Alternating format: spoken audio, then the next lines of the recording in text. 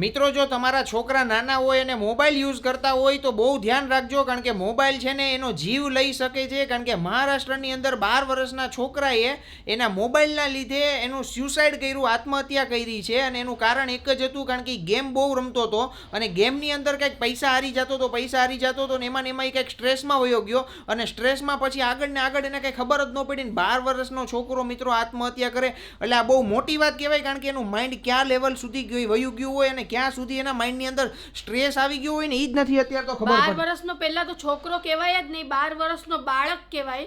અને એ બાળક જો સુસાઇડ કરે ને એટલે આ સાંભળીને મને બહુ જ દુઃખ થયું. પણ એમ નહીં, એના મનમાં એવી રીતના વિચાર કેવી રીતના આવ્યો છે? વિચારની વાત નથી. આપણે કેવું હોય, આપણે ફ્રી થઈએ ને એટલે આપણે મોબાઈલ અને મોબાઈલમાં આપણે ગમે એવી ન જાણતી વસ્તુઓ જોતા હોઈએ અને એમાં છોકરા ઉપર વધારે સ્ટ્રેસ પડે છે અને છોકરાઓને સ્ટ્રેસ પડે એટલે છોકરાઓનું મગજ બગડે અને છોકરાઓની વસ્તુ સૌથી પહેલા અસર કરે. 100% અત્યારે કેવું થાય ખબર છે, બાળકોનું મગજ ઉપર કોઈ પણ વસ્તુ એને જલ્દી અસર થઈ જાય. અને 12 વર્ષનો છોકરો ક્યારે આત્મહત્યા કરી શકે, એટલે એને ક્યાં સુધીનું મોબાઈલની અંદર શું જોયું હશે, કેવી રીતના એ રમતો હશે એ કાંઈ ખબર નથી. પણ એને વિચાર આવ્યો કે મારે આત્મહત્યા કરવી છે, એ બહુ મોટી વાત કહેવાય. કારણ કે 12 વર્ષના છોકરાને તો હજી ભણવા રમવાની કાંઈ ખબર જ ન હોય. એવી રીતના તો ખબર છે ને, ફ્રી ફાયર ગેમ થી બી થયું હતું. બહુ જ બધા છોકરાઓ સ્ટ્રેસમાં આવી જતા હતા. હવે આ છોકરાએ કઈ ગેમ રમી હોય મને ખબર નથી, પણ એ છોકરો એટલો બધો સ્ટ્રેસમાં કઈ રીતના આવી શકે કે પેરેન્ટ્સને બી એની જાણ ન થઈ. અને પેરેન્ટ્સ આખો દિવસ મોબાઈલમાં તમે પહેલી વાત તો બાળકોને આપો જ નહીં. એનો સમય એક ફિક્સ રાખો કે સવારનો સમય છે કે સાંજના સ્કૂલેથી આવે કે ટ્યુશનથી આવે પછી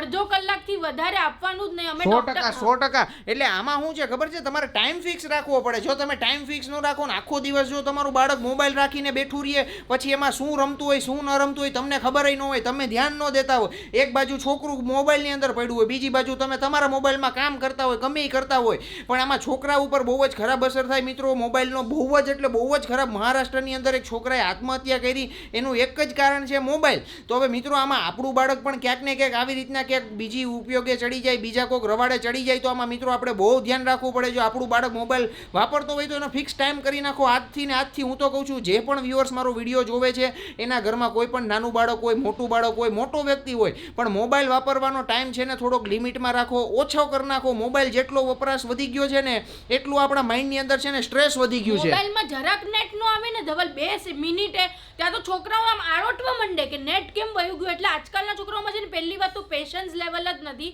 અને આના માટે તમને પેશન્સ બહુ જોઈએ કે તમે શું વસ્તુ જોવો છો અને શું વસ્તુ તમે મગજમાં ગ્રહણ કરો છો, એ વસ્તુ મેન છે. એટલે આમાં જોવાથી તો ફરક આપણને નહીં પડે પણ આપણા છોકરાઓને બહુ જ 100%. એટલે બાળકોને જે મોબાઈલ વાપરવાની અત્યારે આદત જે બહુ વધી ગઈ છે ને એ મિત્રો આપણે જ કંટ્રોલ કરવી પડે. કારણ કે આગળ ભવિષ્યમાં એ આપણા જ છોકરાઓને નડવાનું છે, આપણા જ બાળકોને નડવાનું છે, આપણને નડવાનું છે. એઝ અ પેરેન્ટ્સ આપણે બહુ ધ્યાન રાખવું પડે કે જો મોબાઈલનો ઉપયોગ તમારા છોકરાઓ વધારે કરતા હોય તો એને ધીમે ધીમે ગ્રેજ્યુઅલી ડિક્રીઝ કરવો પડે, ધીમે ધીમે ઘટાડવો પડે. સીધો તમે જટી લ્યો તો એ પછી એની ઉપર પાછો રોવા માંડે ને ધમપછાડા કરે ને એનોય મતલબ નથી. એટલે બહુ આ સાવચેતી ભર્યો એક વિષય છે કે મોબાઈલ તમારા ઘરનો અંદર તમારા બાળકનો જીવ લઈ શકે છે. કારણ કે મહારાષ્ટ્રમાં એક કિસ્સો આવો બની ગયો છે, ન્યૂઝની અંદર આવી ગયું છે. તો વિડીયોને બનતો એટલો લાઈક કરો, શેર કરો, જેથી બધામાં પેરેન્ટ્સ તરીકેની એક અવેરનેસ ફેલાય.